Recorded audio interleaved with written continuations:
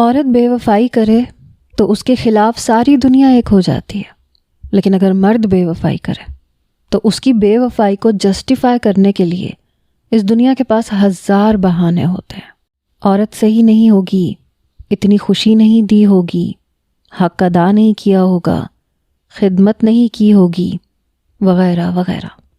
لیکن اگر وہی عورت حالات سے مجبور ہو کر یا مرد کی بے رخی سے تنگ آ کر کسی اور کے ساتھ تعلق بنا لے تو وہی عورت بد کردار ٹھہرا دی جاتی ہے۔ اس کی سچائی کو کوئی بھی نہیں مانتا، جبکہ مرد کے گھڑے ہوئے ہزار بہانوں کو بھی دنیا سچ سمجھ لیتی ہے۔ میں نے اپنی پسند سے شادی کی تھی، ایک ایسے انسان سے جو میرے لیے اس دنیا میں سب سے بڑھ کر تھا، لیکن اسی نے میری زندگی کو آتش فشاں بنا دیا، میرے لیے زندگی کو تنگ کر دیا۔ روز روز کی باتوں سے تو میں عاجز تھی ہی، لیکن ایک رات جو کچھ رمیز نے کہا وہ بات سن کر میرے ہوش ٹھکانے آ گئے تھے۔ میں اس کے قدموں میں بیٹھ کے رونے لگی، لیکن رمیز جیسے پتھر کی مورت بن گیا۔ اس نے اپنے پاؤں سے ایک جھٹکا مجھے دیا اور میں پیچھے جا کے گری۔ وہ کہنے لگا، کب تک تم جیسی بانجھ عورت کے ساتھ گزارا کروں گا؟ اتنی بڑی حویلی ہے، اتنا پیسہ، مال، دولت، گاؤں میں کتنی زمینیں ہیں، اگر میری اولاد نہ ہوئی تو اس سب کا کیا ہوگا؟ میرے بھائی ان سب پہ قابض ہو جائیں گے، اس لیے میں چاہتا ہوں کہ میری اولاد ہو، لیکن تو نے تو اپنی بنجر کوکھ سے میری زندگی بھی ویران کر دی ہے۔ میں ہر حال میں دوسری شادی کر کے ہی رہوں گا۔ یہ کہہ کے رمیز کمرے سے اٹھ کے جانے لگا تو میں دوڑ کر اس کے قدموں میں بیٹھ گئی اور کہا کہ خدا کے واسطے مجھ پہ ایسا ستم نہ کرو، تمہارے لیے میں نے اپنا گھر چھوڑا، باپ کی دہلیز پار کی، تمہاری محبت میں سب کچھ چھوڑ کر تمہارے پاس چلی آئی، اور تم اولاد کے لیے مجھے چھوڑنے کی بات کرتے ہو۔ رمیز نے نفرت سے مجھے دیکھا، کہنے لگا، کاش مجھے پتا ہوتا کہ تو ایک بنجر عورت ہے تو میں کبھی تجھ سے شادی ہی نہ کرتا۔ میں نے رمیز سے کہا، اس میں میری کیا غلطی ہے؟ یہ سب قسمت کے فیصلے ہیں، اگر میرے ہاتھ میں ہوتا تو میں تمہیں شادی کے فوراً بعد یہ خوشی دے دیتی۔ میں تو خود اولاد کے لیے تڑپ رہی ہوں، لیکن شاید یہی نصیب میں لکھا تھا۔ مجھے ابھی بھی اپنے رب سے امید ہے کہ جلد ہی میری گود بھر جائے گی۔ میں کسی طور اس بات پر راضی نہیں ہو سکتی تھی کہ میرا شوہر دوسری شادی کر لے، جس کی ہر سانس پہ میں اپنا حق سمجھتی تھی۔ میں خود اسے کسی اور کا ہوتے ہوئے کیسے دیکھ سکتی تھی؟ اس لیے میں اسے واسطے دے رہی تھی۔ رمیز نے ایک گہری نظر مجھ پہ ڈالی، کہنے لگا، ٹھیک ہے، اگر 6 مہینے کے اندر تم حاملہ ہو گئی تو میں دوسری شادی کے بارے میں سوچوں گا بھی نہیں، لیکن اگر ایسا نہ ہوا تو پھر میں تجھے طلاق دے کے دوسری شادی کر لوں گا۔ یہ کہہ کے رمیز تیز تیز قدم اٹھاتا کمرے سے نکل گیا، اور میں اپنے سینے کو پیٹتی، روتی، آنسو بہاتی رہ گئی۔ میں نے کبھی سوچا بھی نہیں تھا کہ نصیب مجھے ایسے دغا دے گا کہ میرا شوہر دوسری شادی کی بات کرے گا۔ وہ شوہر جو مجھ سے کبھی بے انتہا محبت کرتا تھا، جس کی محبت پر مجھے بڑا مان تھا، جس کی خاطر میں نے اپنے گھر کی دہلیز پھلانگی تھی، وہی شوہر اب دوسری شادی کی بات کر رہا تھا۔ کیا مرد کے لیے اولاد اتنی ضروری ہوتی ہے کہ وہ اپنی ہی بیوی کو چھوڑ دے صرف اس لیے تاکہ اسے اولاد ہو جائے؟ ایک عورت ایسے مرد کے ساتھ ساری زندگی گزار سکتی ہے جو باپ نہ بن سکتا ہو، لیکن مرد ایک ایسی عورت کو برداشت کرنے کو تیار نہیں ہو پاتا جو بانجھ ہو۔ اور میرے شوہر نے بھی یہ بات ثابت کر دی تھی کہ میرا بانجھ پن میری ہر محبت اور خدمت پر بھاری پڑ گیا تھا۔ میں بستر کے ساتھ ٹیک لگائے فرش پہ بیٹھی آنسو بہاتی چلی جا رہی تھی کہ اتنے میں میرا نیا نوکر گل خان کمرے میں آیا۔ نہ جانے وہ کس کام سے آیا تھا، لیکن مجھے دیکھ کے ٹھٹک کے رک گیا۔ وہ 25 سالہ نوجوان تھا۔ اسے کچھ دنوں پہلے ہی میں نے اپنے گھر میں نوکری دی تھی۔ وہ حیرت سے مجھے دیکھتے ہوئے پوچھنے لگا، بی بی جی کیا بات ہے؟ سب خیریت تو ہے؟ اس کی بات سن کے میں نے نفرت سے اسے دیکھا اور کہا کہ دفع ہو جاؤ، اپنے کام سے کام رکھو، ملازم ہو ملازم بن کے رہو۔ میری بات سن کے وہ ایک دم ہی خاموش ہو گیا اور پھر ایک فائل اٹھا کے باہر چلا گیا۔ شاید رمیز نے اس سے یہ فائل منگوائی تھی۔ اس کے جانے کے بعد میں دوبارہ پھوٹ پھوٹ کے رونے لگی۔ اس بیچارے کا تو کوئی قصور بھی نہیں تھا، لیکن میں نے اپنے اندر کی محرومی کا غصہ اس پہ نکال دیا۔ مجھے اپنے ہی لفظوں پہ پچھتاوا ہو رہا تھا۔ میں کوئی سخت یا غصے والی عورت نہیں تھی، لیکن حالات نے مجھے اس نہج پہ پہنچا دیا تھا کہ میں چھوٹی چھوٹی بات پہ بھی چیخنے لگتی تھی۔ نہ جانے کب تک میں ایسے ہی آنسو بہاتی رہی اور پھر وہیں فرش پہ لیٹ کے سو گئی۔ جب میری آنکھ کھلی تو گل خان میرے بالکل نزدیک بیٹھا مجھے دیکھ رہا تھا۔ جیسے ہی میں نے آنکھ کھولی تو وہ ایک لمحے میں پیچھے ہٹا۔ میں بھی گھبرا کے اٹھ بیٹھی، غصے میں پوچھا کہ یہ کیا حرکت ہے؟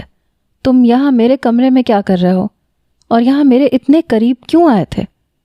وہ ایک دم شرمندہ ہو کے کہنے لگا، بی بی جی معاف کر دیں، مجھے لگا آپ شاید بے ہوش ہو گئی ہیں۔ مجھے آپ کی حالت ٹھیک نہیں لگ رہی تھی، بس اس لیے چیک اپ کرنے کے لیے آپ کے پاس آیا تھا۔ اس کی آنکھوں میں سچائی کا عکس تھا، لیکن پھر بھی یہ بات مجھ سے برداشت نہیں ہو رہی تھی کہ وہ میرے اتنے نزدیک آ گیا تھا۔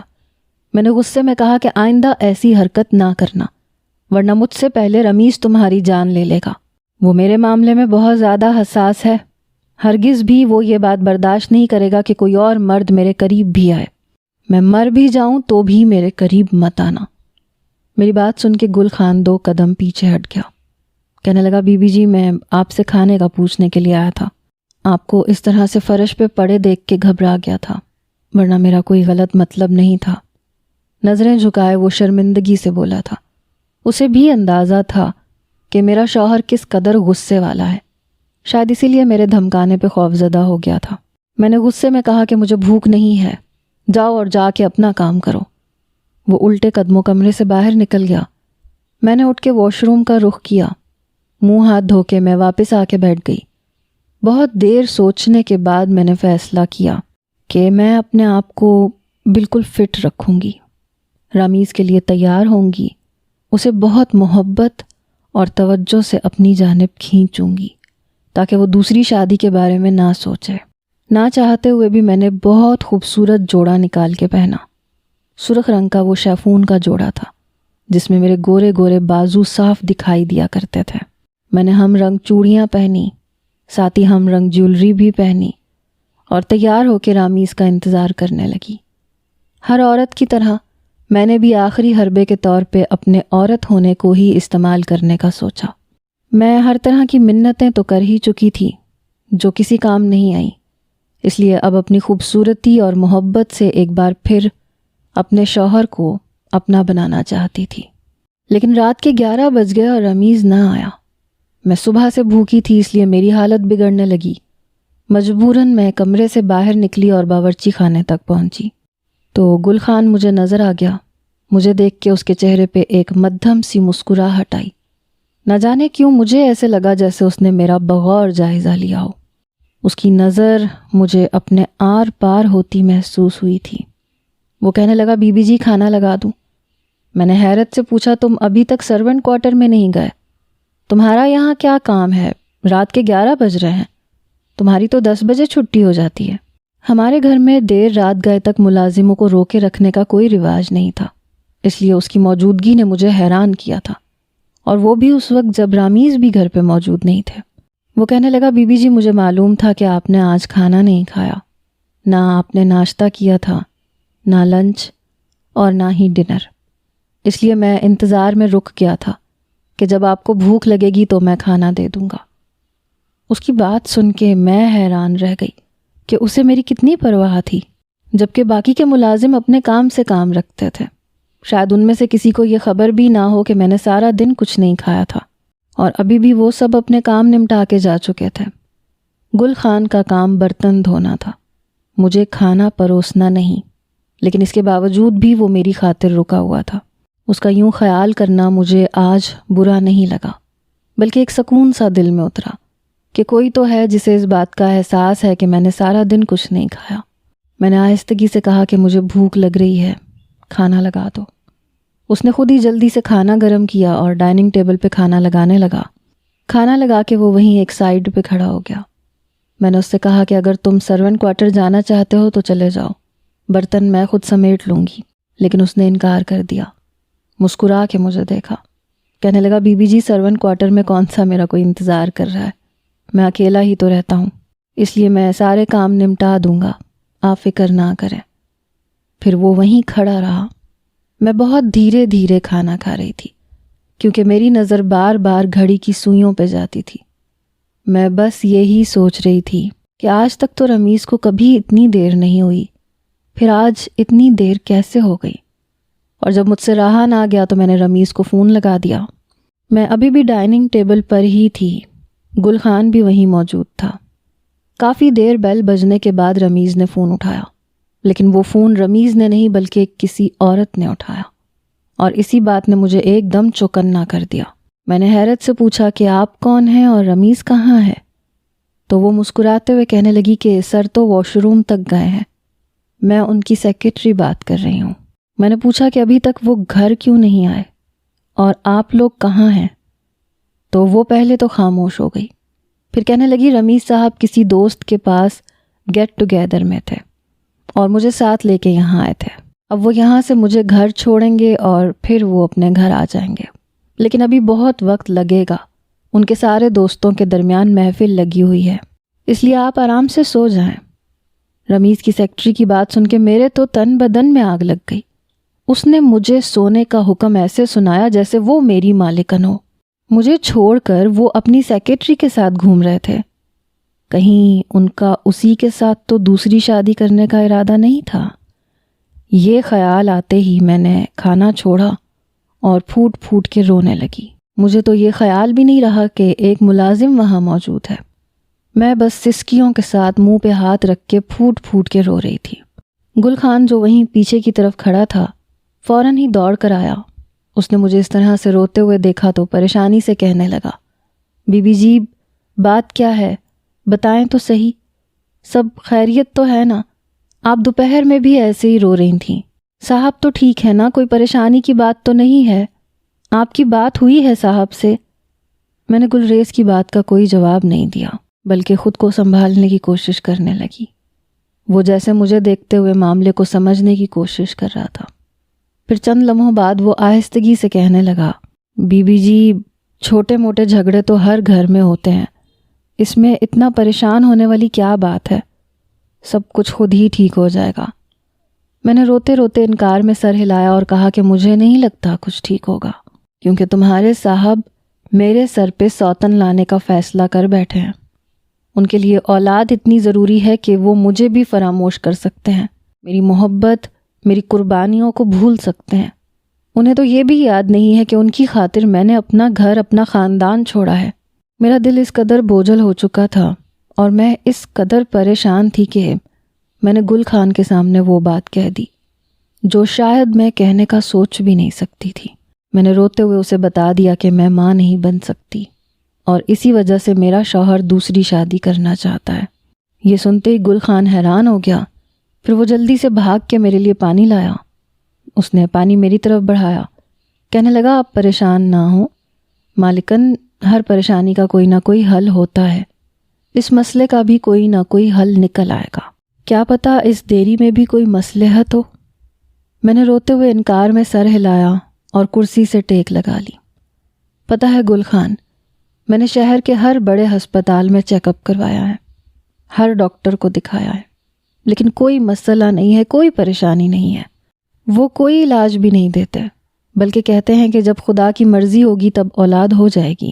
میرے اندر ایسی کوئی کمی نہیں ہے جس کا میں علاج کروا سکوں، کوئی ایسی وجہ نہیں ہے جس کی وجہ سے تمہارے صاحب کسی دوسری عورت میں دلچسپی لیں۔ اگر میں بانجھ ہوتی تو وہ دوسری شادی کرنے کی خواہش رکھتے تو شاید میں برداشت کر لیتی، یہ سوچ کے کہ میرے اندر ہی کمی ہے، لیکن میں بانجھ نہیں ہوں، بس خدا کی طرف سے دیر ہے، اور یہ بات تمہارے صاحب کو سمجھ میں نہیں آ رہی ہے۔ بھلا یہ بات رمیز کو کون سمجھا سکتا ہے؟ اسے بس اولاد کی خواہش مار رہی ہے۔ اسے یہ لگتا ہے کہ اگر جلد ہی ہماری اولاد نہیں ہوئی تو سوسائٹی میں وہ بدنام ہو جائے گا، سب اسے نامرد سمجھیں گے، اور شاید اسی وجہ سے وہ مجھے چھوڑ کے کسی اور سے شادی کرنے کو بھی تیار ہو گیا ہے۔ اسے لگتا ہے کہ ایسا کرنے سے اسے اولاد مل جائے گی، اور وہ یہ سمجھنے کو تیار نہیں ہے کہ اگر قسمت میں اولاد نہ لکھی ہو تو دوسری کیا تیسری شادی کرنے پہ بھی حاصل نہیں ہو سکتی۔ گل خان افسوس بھری نظروں سے مجھے دیکھتے ہوئے کہنے لگا، آپ تو صاحب کو اتنی محبت کرتی ہیں، اتنا خیال رکھتی ہیں، پھر وہ ایسا کیسے کر سکتے ہیں؟ آپ جیسی بیوی کو کیسے تکلیف پہنچا سکتے ہیں؟ میں نے اپنی آنکھیں مینچ لیں اور کہا، پتہ ہے گلریز، تمہارے صاحب وہ شخص ہیں جس کے لیے میں نے زمانے کی ہر رکاوٹ کو توڑا ہے، اپنی ہر حد کو پار کیا ہے۔ اب اگر تمہارے صاحب نے مجھے چھوڑ دیا تو میں مر جاؤں گی، میرے پاس تو کوئی دوسرا ٹھکانہ بھی نہیں ہے۔ گل خان وہیں میرے قدموں میں بیٹھ گیا، کہنے لگا، بی بی جی آپ کے گھر والے کہاں ہیں؟ اپنے گھر والوں کا ذکر سنتے ہی میری آنکھوں سے آنسو ٹپکنے لگے، ماضی کے لمحے میری آنکھوں کے سامنے گھومنے لگے۔ میں اپنے والدین کی اکلوتی بیٹی تھی، میرے والدین مجھ سے بے انتہا محبت کرتے تھے، میری خاطر انہوں نے اپنی ہر خواہش کا گلا گھونٹا، مجھے شہر کے سب سے بڑے اسکول میں داخل کروایا، میرے منہ سے نکلی ہر فرمائش کو میرے بابا چٹکی بجا کے پورا کر دیتے۔ انہوں نے کبھی مجھے یہ نہیں کہا کہ ہم مڈل کلاس لوگ ہیں، تمہاری بڑی بڑی فرمائشیں کیسے پوری کریں گے۔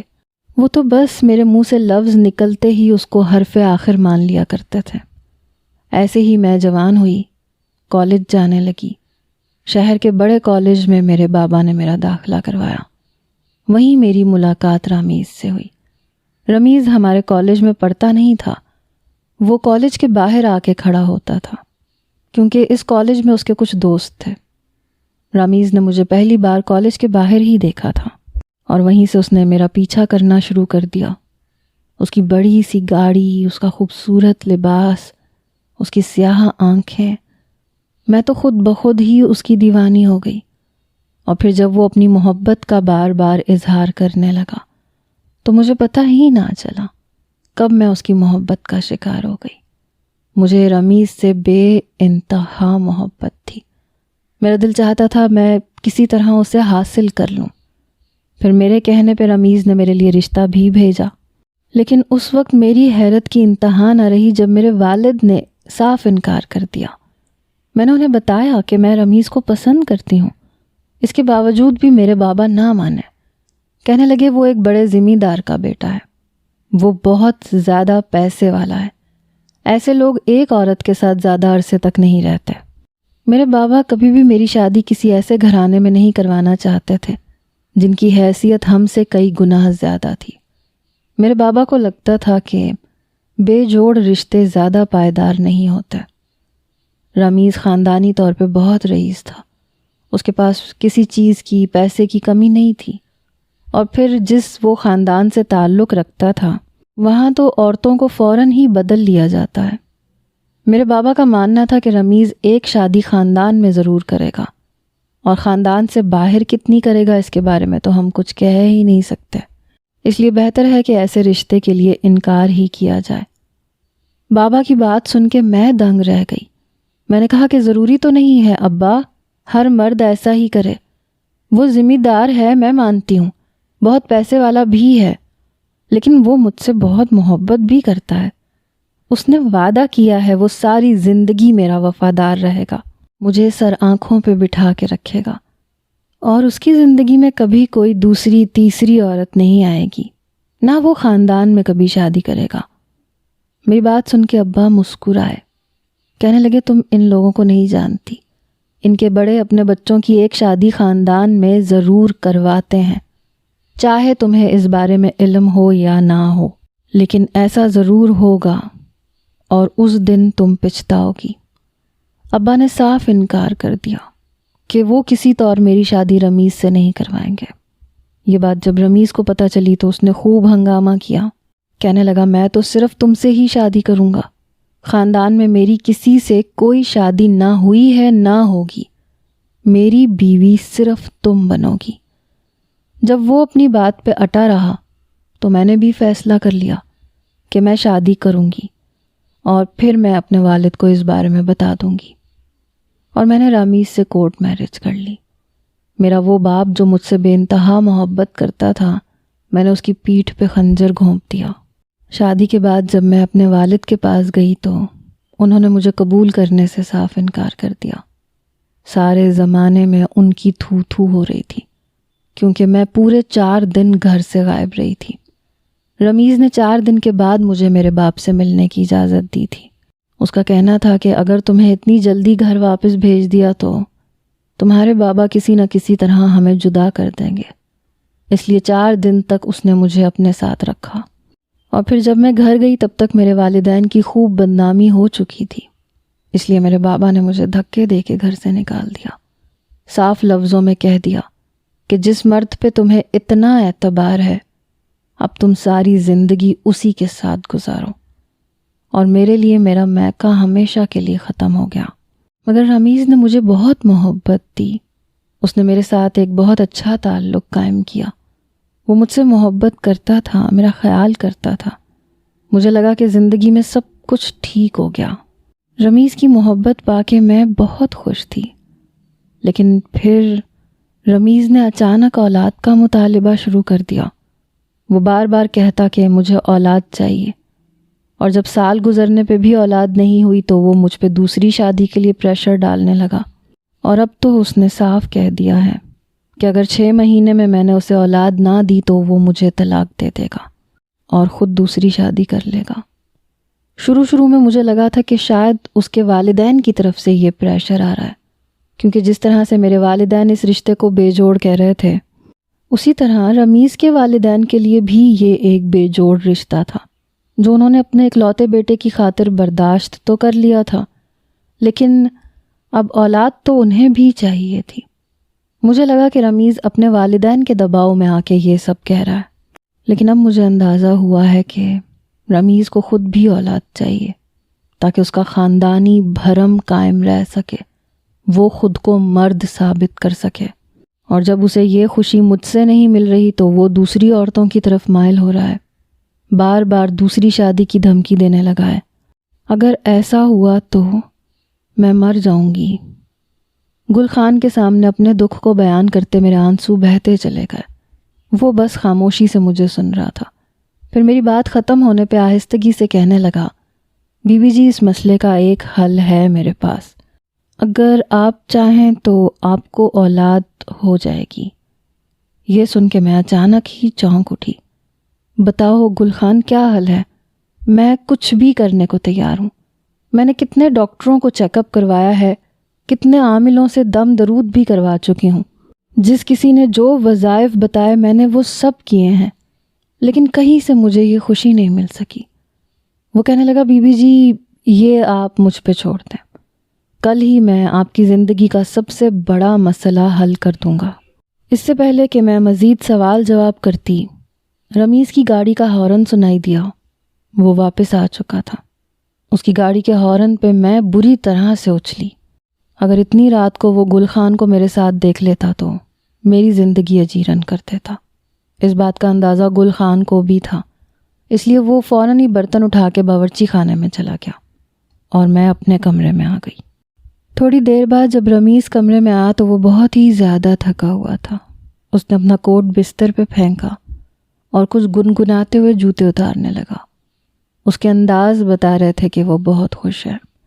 میں فوراً ہی رمیز کے پاس بیٹھ گئی، پوچھا کہ آپ کہاں تھے؟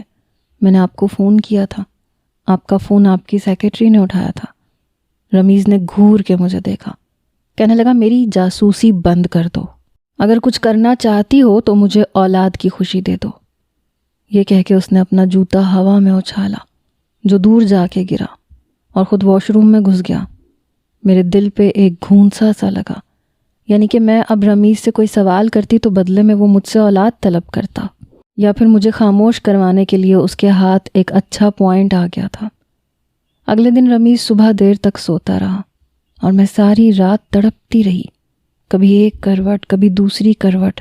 دل اور دماغ میں یہی چل رہا تھا کہ آگے کیا ہوگا، کیا رمیز اپنی سیکرٹری سے شادی کر لے گا یا وہ کسی اور کو میرے سر پہ سوتن بنا کے لے آئے گا، اور اگر ساتھ ہی وہ مجھے طلاق بھی دے دیتا تو میں کہاں جاتی؟ مجھے ایک پل کا چین نہیں آ رہا تھا، دل اتنا بے قرار تھا کہ سانس لینا مشکل ہو رہا تھا۔ مجھے انتظار تھا کہ رمیز کب دوبارہ اپنے کام پہ جائے اور میں گل خان سے وہ طریقہ پوچھوں جس سے مجھے اولاد مل جاتی۔ مجھے لگ رہا تھا کہ وہ کوئی جڑی بوٹی یا پھر کوئی ٹوٹکا مجھے بتائے گا، کیونکہ وہ ایک گاؤں والا تھا اور اکثر گاؤں والے جڑی بوٹیوں یا ٹوٹکوں کے ذریعے سے ایسے مسئلوں کا علاج کیا کرتے تھے۔ پھر دوپہر 2 بجے کے قریب رمیز نے گھر چھوڑ دیا اور دفتر کے لیے نکل گیا، تو میں فوراً گل خان کے پاس پہنچی اور کہا کہ مجھے وہ طریقہ بتاؤ جس سے میں ماں بن سکتی ہوں۔ گل خان مسکرایا، کہنے لگا آپ اپنے کمرے میں انتظار کرنا، آج رات کو صاحب گھر نہیں آئیں گے، میں وہیں آ کے آپ سے بات کروں گا۔ ابھی یہاں پہ بہت سارے ملازم ہیں جو صاحب کو ہر بات بتاتے ہیں، ایسا نہ ہو کہ کوئی مشکل کھڑی ہو جائے۔ خان کی بات سن کے میں فوراً 2 قدم پیچھے ہٹ گئی، کیونکہ وہ سچ کہہ رہا تھا۔ باقی کے سارے ملازم بہت پرانے اور رمیز کے وفادار تھے، زیادہ تر لوگ تو اس کے گاؤں کے ہی تھے۔ ایسے میں اگر کوئی بھی بات رمیز کو پتہ چلتی تو میرے لیے بڑی مصیبت کھڑی ہو جاتی۔ وہ میرے قریب کسی دوسرے مرد کا وجود برداشت بھی نہیں کر سکتا تھا، اسی لیے میں واپس اپنے کمرے میں آ گئی۔ رمیز بتا کر گیا تھا کہ وہ کل صبح لوٹے گا، اس لیے رات کو میں تنہا ہی تھی۔ جب 11 بجے کے قریب گل خان میرے کمرے میں چلا آیا، اسے دیکھ کے میں چونک گئی، کیونکہ اس کے ہاتھ میں 2 دودھ کے گلاس تھے۔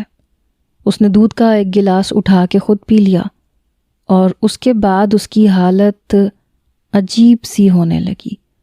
پھر وہ مجھ سے کہنے لگا، بی بی جی آپ بھی یہ دودھ پی لیں، لیکن میں نے انکار کر دیا اور کہا کہ مجھے بتاؤ یہ کون سا طریقہ ہے جس سے میں ماں بن سکتی ہوں۔ اس کی حالت دیکھ کے مجھے خوف آ رہا تھا۔ گل خان نے اپنے لبوں پہ انگلی رکھی، مجھے خاموش رہنے کا اشارہ کیا، پھر اٹھ کے کمرے کا دروازہ بند کیا، پھر میرے قریب آ کے بیٹھ گیا۔ کہنے لگا، بی بی میں آپ کو ایک بہت خاص بات بتانا چاہتا ہوں، لیکن مجھ میں اتنی ہمت نہیں تھی کہ میں ہوش میں رہ کے یہ بات آپ کو بتا سکوں، اس لیے میں نے یہ بھنگ ملا دودھ پیا ہے۔ اب میں آپ کو وہ خاص بات بتا سکتا ہوں جو آپ کی زندگی بدل دے گی۔ اور پھر گل خان نے آہستگی سے وہ انکشاف کیا جسے سن کے میرے دل کی دنیا ہی بدل گئی۔ وہ کہنے لگا کہ کمی آپ میں نہیں ہے، کمی آپ کے شوہر میں ہے۔ میں آپ کے شوہر کے گاؤں سے ہی تعلق رکھتا ہوں، لیکن میں آپ کے شوہر کا نہیں بلکہ ان کے بڑے بھائی کا خاص ملازم ہوں، اور ان کے بڑے بھائی نے مجھے یہاں بھیجا تھا تاکہ میں آپ دونوں کے درمیان جھگڑے کروا سکوں۔ دراصل جب آپ کے شوہر نے آپ سے اپنی پسند کی شادی کی تو گاؤں میں خوب بدنامی ہوئی، اور پھر آپ کے شوہر نے گاؤں میں کسی اور لڑکی سے، یعنی خاندان کی کسی لڑکی سے شادی کرنے سے انکار کر دیا، جس کی وجہ سے آپ کے شوہر یعنی رمیز کے بڑے بھائیوں نے ان سے اپنا تعلق ختم کر لیا۔ لیکن اندر ہی اندر وہ چاہتے تھے کہ رمیز دوبارہ ان سے جڑ جائے، کیونکہ ذمہ داری کا معاملہ تھا، زمینیں سارے بھائیوں کی سانجھی تھیں، اس لیے وہ آپس میں کوئی لڑائی جھگڑا نہیں کرنا چاہتے تھے۔ کافی عرصے تک جب وہ رمیز صاحب کو اس بات کے لیے راضی کرتے رہے کہ وہ آپ کو چھوڑ دیں، لیکن رمیز صاحب نہیں مانے، تو انہوں نے مجھے یہاں بھیجا تھا کہ میں آپ دونوں کے درمیان غلط فہمیاں ڈالوں۔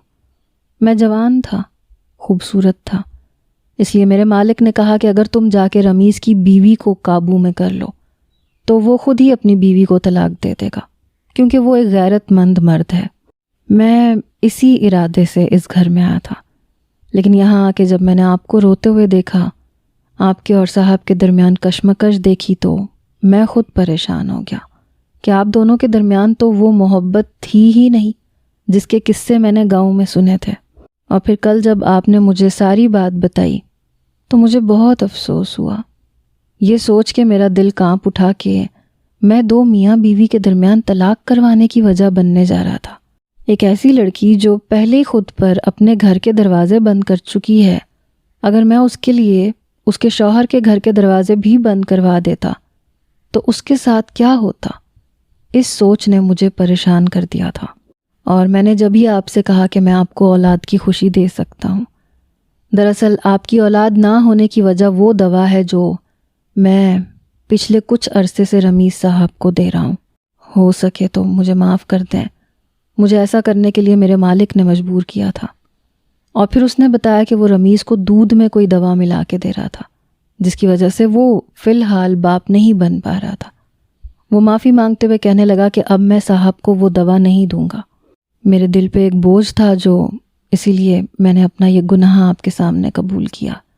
آپ چاہیں تو مجھے معاف کر دیں، چاہیں تو سزا دے دیں، لیکن یاد رکھیں کہ رمیز صاحب کے گھر والے ایک نہ ایک دن آپ دونوں کو جدا کرنے کے لیے کسی بھی حد تک چلے جائیں گے۔